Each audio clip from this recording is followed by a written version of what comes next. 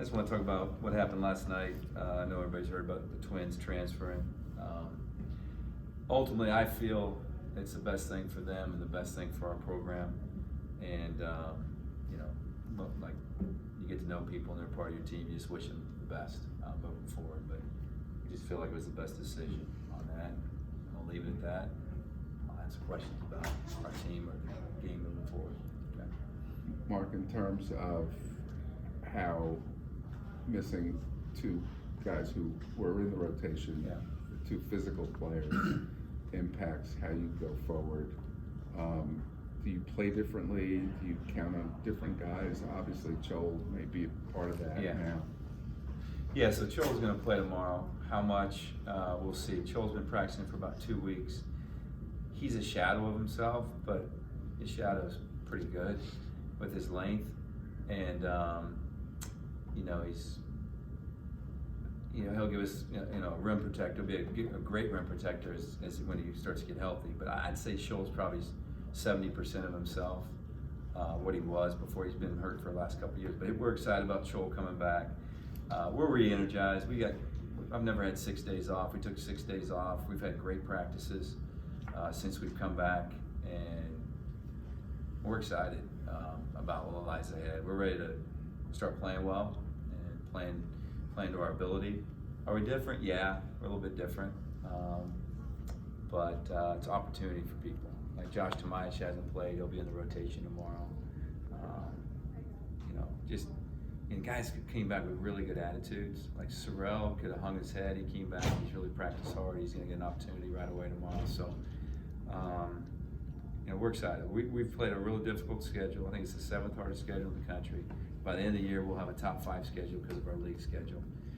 So we got nothing but to look forward to and get better. And I think we've gotten a lot better since the Seton Hall game. Mark, how much of an onus is there now on Dante and especially Ricky?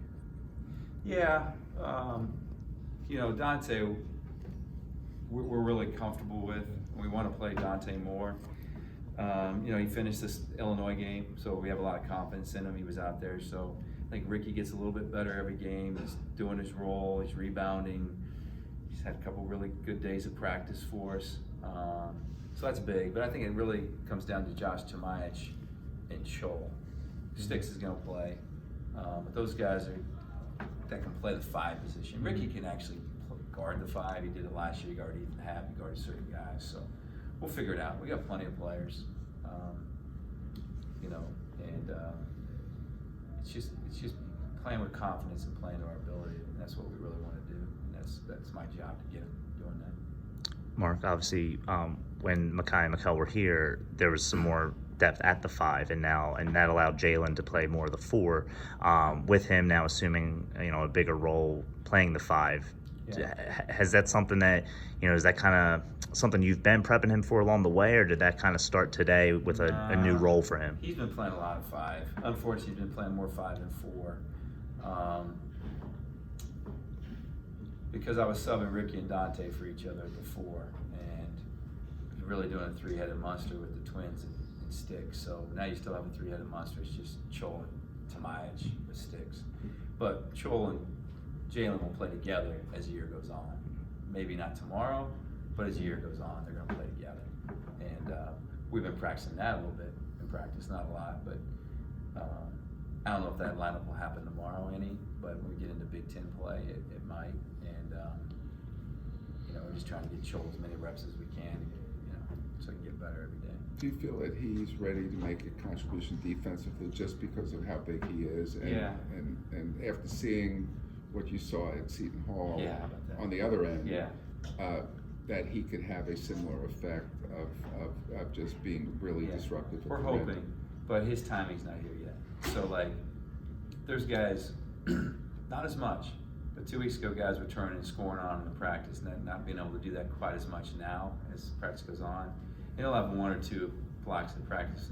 You're like, well, okay, he's coming. But it's not there yet, so I don't want everybody to be like, okay, he's 100%, he was where he was when he was 16, he's not that kid yet.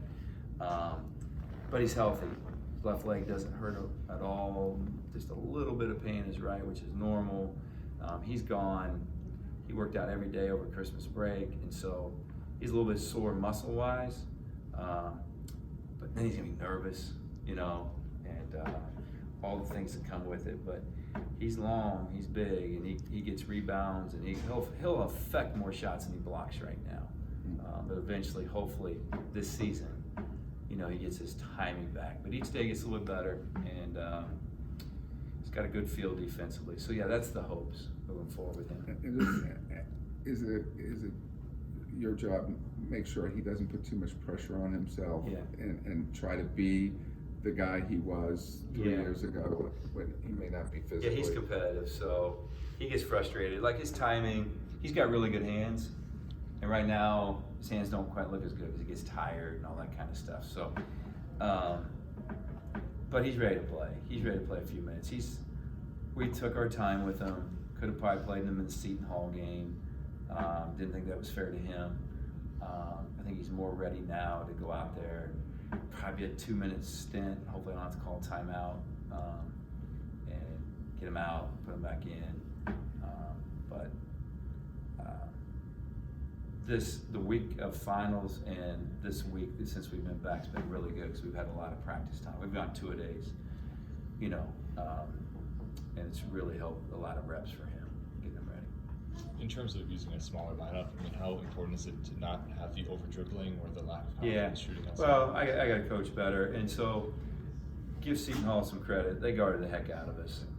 They played their matchup zone. They were playing it like 4 or 5 times a game. They played it over almost 50% of the game. So there was a lot of factors that went into that game, and then defensively they were just terrific. So I like to think we're playing better. Now tomorrow we got the matchup zone. They switch screens, so it might take us a while. It might not look pretty. We've had two games in 18 days, but our guys are trying to make the right plays.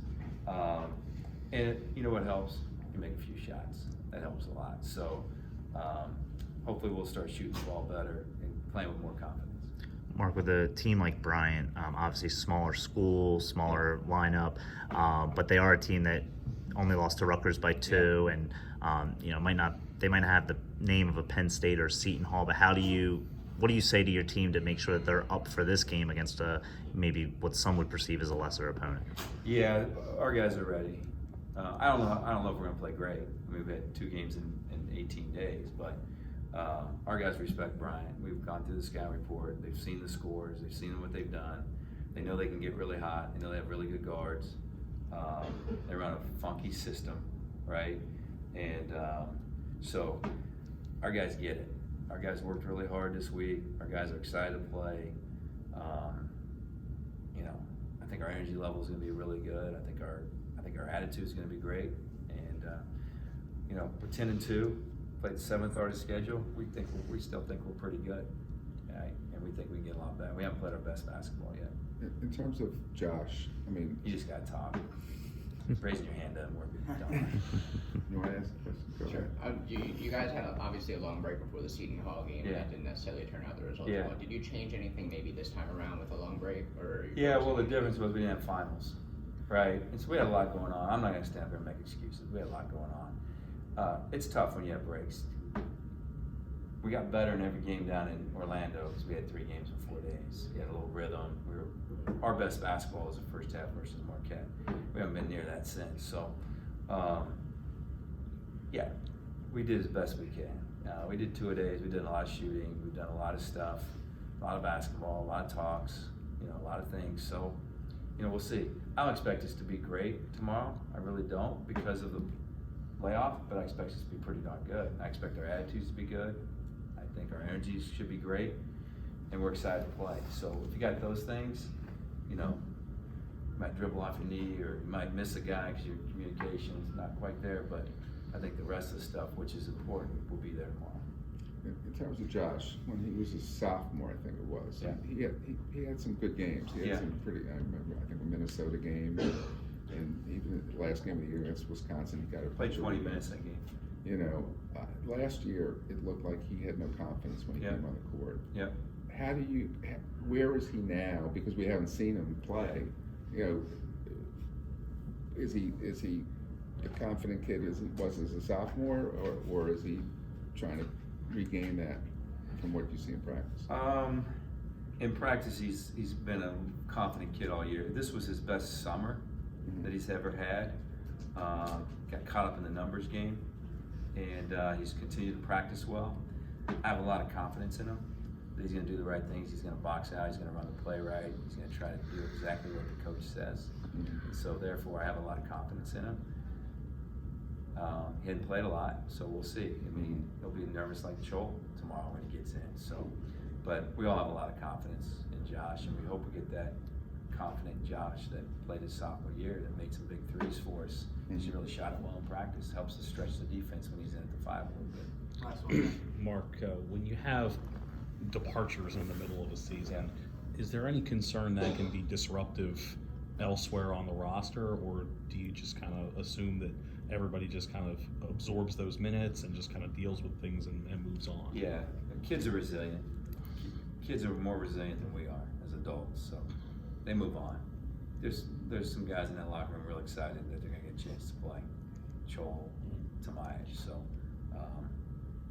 so I think that helps, and there's maybe a new energy about us because this is it. This is what we got. Just got to move forward, do great. We're excited, guys. We're looking forward to tomorrow. We're looking forward to Big Ten play, and I expect our energy. I expect our togetherness to be at a high level tomorrow. Thanks.